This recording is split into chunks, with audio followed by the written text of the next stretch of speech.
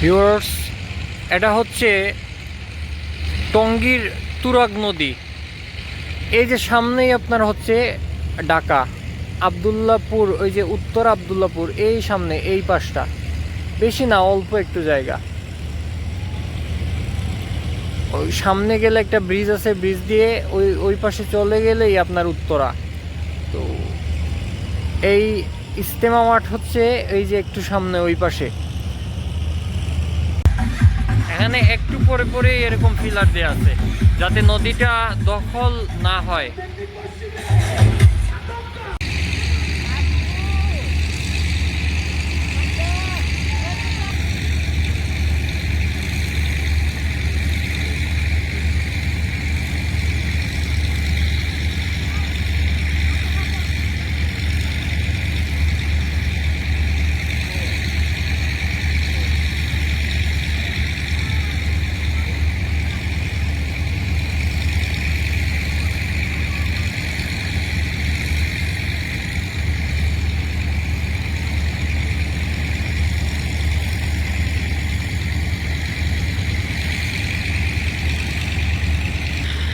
আমি প্রথমে যে সময় দেখি আমার কাছে মনে হয়েছিল যে এত মাছ এই নদীতে,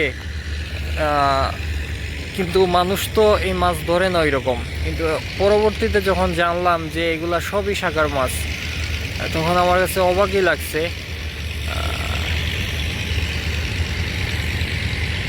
চিল অনেক সময় দেখা যায় এই মাছগুলা ধরে খাচ্ছে। এই যে দেখেন চিল কীভাবে মাছ ধরে। দেশি মাছ নাই বললেই চলে।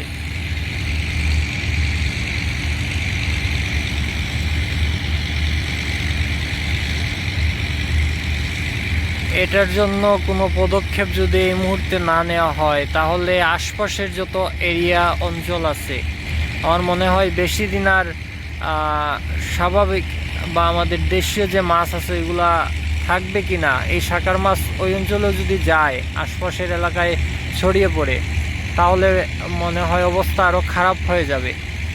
আমার কাছে মনে হয় কর্তৃপক্ষের এই বিষয়টা এখনই নজর দেওয়া উচিত। এটা অনেক লেট হয়ে গেছে, তারপরেও যতটুকু সম্ভব এটার উপর এখনই পদক্ষেপ নিলে হয়তো ভালো কিছু হতে পারে। সম্ভবত এখানে নদী খনন করা হচ্ছে। ভিউয়ার্স, আমি অন্য একটা ভিডিওতে বলেছিলাম যে এই অঞ্চলের বড় একটা সমস্যা হচ্ছে এই যে বড় বড় নৌকাতে অনেক সাউন্ড দিয়ে গান বাজনা করা হয়, শব্দ করা হয়। অনেক দেখা যায় যুবকরা এই কাজটা করে, একেবারে ইয়াং টাইপের যারা আছে তারাই এটার মধ্যে বেশি থাকে আর কি। তো এই দেখেন, এটা অনেক বড় একটা সমস্যা। যদিও তারা তাদের বিনোদনের জন্য এটা করছে, কিন্তু আশপাশের মানুষের এই শব্দের জন্য অনেক অসুবিধা হয়। তো এটা অনেক সময় দেখা যায় এটা বন্ধের জন্য, আমি একটা নিউজেও কিছুদিন আগে দেখছিলাম, এটা বন্ধের জন্য একটা অভিযান চালানো হয়েছিল, কিন্তু এগুলো তো কন্টিনিউ থাকে না। তো এই সমস্যাটা হচ্ছে কন্টিনিউ, এটা মানুষের দুর্ভোগের একটা কারণ। অনেক শব্দ দূষণ হয় এটার জন্য, কিন্তু জানি না কর্তৃপক্ষ কেন এটা নিয়ে কন্টিনিউ কোনো পদক্ষেপ গ্রহণ করে না। এই যে এটা কিন্তু আরও আছে, এটা আমি বলছি না, এটা এখানকার বড় একটা সমস্যা। এই যে পেছনে আরেকটা আসছে, এই যে আরেকটা আসছে।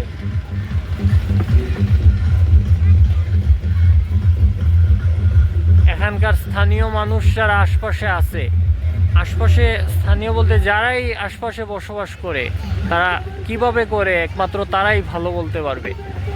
এটা এত পরিমাণে বিরক্তিকর একটা অবস্থা। আশা করি যদি কারো নজরে আসে, এই বিষয়টা নিয়ে কোনো একটা পদক্ষেপ গ্রহণ করবেন। কোনো সুস্থ মস্তিষ্কের মানুষ আমার কাছে মনে হয় এই কাজটা করতে পারে না। তাদের তো বয়স খুবই কম, তো ওরা হয়তো বুঝতেছে না। বোঝানো উচিত, যারা দায়িত্বশীল আছেন গার্জেনদের উচিত তাদেরকে বোঝানো, আর প্রশাসনের যারা আছেন তাদেরও উচিত এটা বন্ধের জন্য কোনো একটা পদক্ষেপ গ্রহণ করা,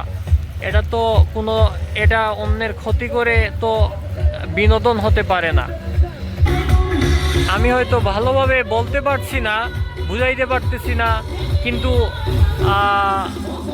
আশা করি এই দৃশ্যগুলো দেখলে তো আপনারা বুঝতে পারবেন যে এটা কত বড় একটা সমস্যা।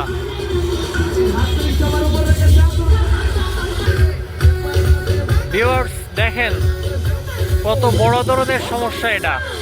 এখন আশপাশ, আমি নিজে তো অল্প সময়ের জন্য আসছি, একটু পরে চলে যাব। আমার কাছেও এটা বিরক্তিকর মনে হচ্ছে। তো আশপাশের যারা মানুষ আছে তাদের জন্য এটা রেগুলার সমস্যা। তাদের কি অবস্থা একমাত্র তারাই ভালো বলতে পারবে।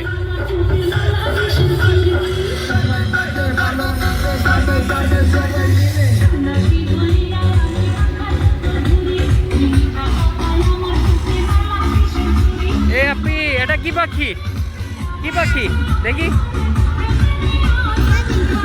এটা কি নাম? শালিক পাখি? এটা কার? যায় না, খাবার দেও।